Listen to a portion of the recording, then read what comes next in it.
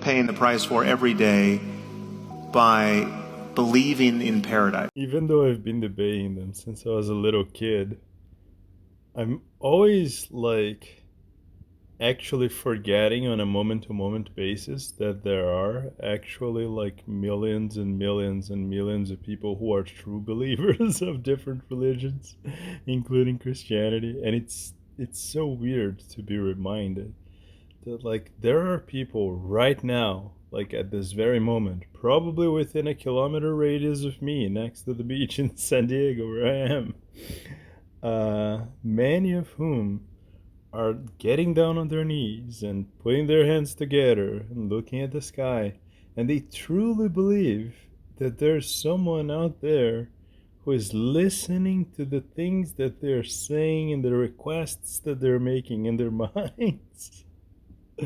And they truly believe that their actions, their primate, earthly, simple, instinctive, uncautious, encumbered actions somehow will determine whether they get to live for eternity in a really cool place or if they get to live in eternity for in a really really nasty place that's burning in fires of hell.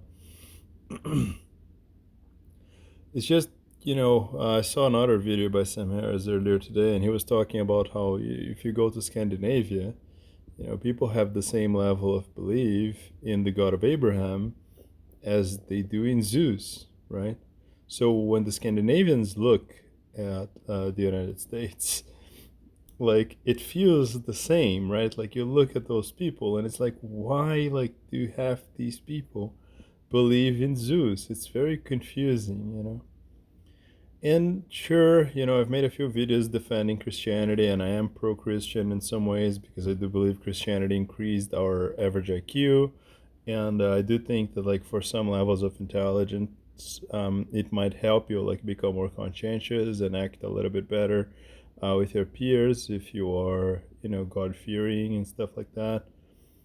But on the other hand, it's just like it feels so mean to be treating the peasants this way, like it feels so mean to like see a bunch of barbarians acting like in relation to all these non-existing entities, and to say, oh, well, they're barbaric peoples and without fearing God or hell or heaven, um, they would never be able to behave well. And I guess like there is existence proof otherwise, right? I mean, sure, Scandinavia isn't particularly religious, Japan isn't particularly religious. Those places are arguably the most civilized places in the world. Much of Northern Europe is no longer religious. Even the southern Latin European countries are not, that strongly religious. It's odd because I was born in an enormous cosmopolitan city, right? Like São Paulo was, at the time I was born, one of the three biggest cities in the world: São Paulo, City of Mexico, and Tokyo. So it is so large that even though Brazil is the largest Catholic country in the world, and now also like one of the largest, maybe the largest number of evangelics in the world, Pentecostal evangelics, my little niche group was all atheists, right? So, there were like the two people in my class who were Christian, and everybody knew about it. It's like, oh, that girl, like she's like evangelic, and that girl, she's like Catholic. And I mean, we didn't particularly make fun of them, but we never like, even remotely considered that, the beliefs that they sustain were in any way, any more true than like things like astrology, things like Zeus, things like Thor and Odin and anything like that. So yeah, I mean, sometimes when I'm playing the anthropologist, I'm like, okay, I'm gonna be in favor of Christianity because it increases the IQ, it increases cooperation, and it was one of the founding myths of the best country in the history of Earth, and it might have helped create its economic productivity, and it tapers capitalism to some extent.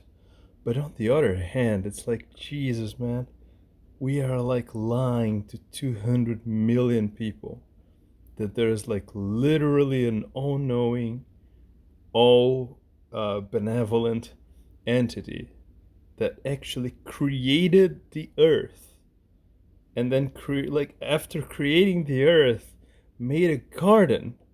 Like, do you know how big the earth is and how small a garden is? Like, it makes no sense. Anyway, and then, put a couple of people in that garden, and some people were living for 900 years for a while, and then Noah built a really, really, really large boat.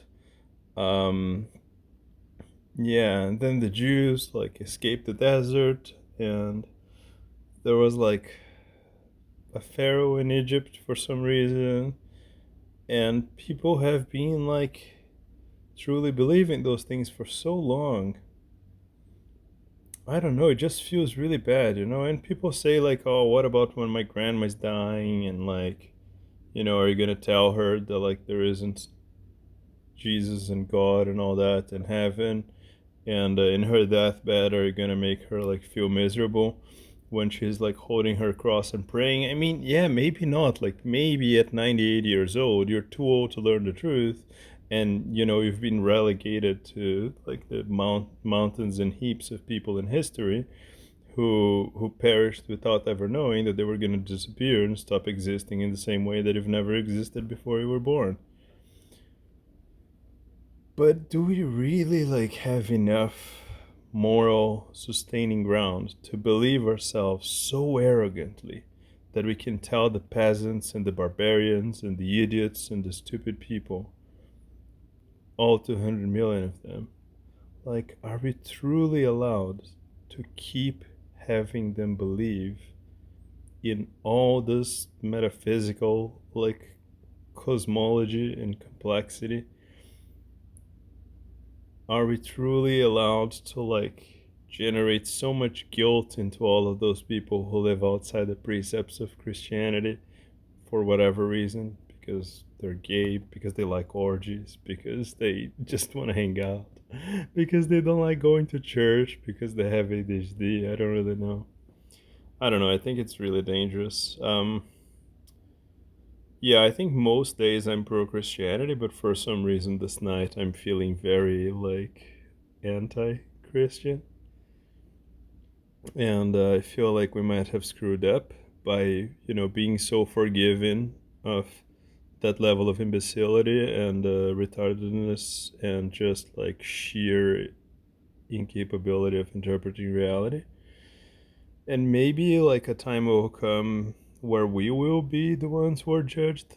Like, is it really fair that we are letting people go on believing in something that is like exactly as true as Zeus, Odin, and Thor, and letting them like organize their behavior, their families, their meetings, their reunions, and all of that based off that series of hypothetical legends that are particularly hard to interpret and that were written by people who like completely lack any notion of like everything we can get in our pockets from like a simple Google or talking to ChatGPT in like 5 minutes of inquiry, right? Like, consider this fact, right? Like, every single person who wrote the Bible, and seminars study who these people are, right? Like, these people are known to some extent, but like every single one of the people who wrote every single line of the Bible, they knew at least 10 times less than you do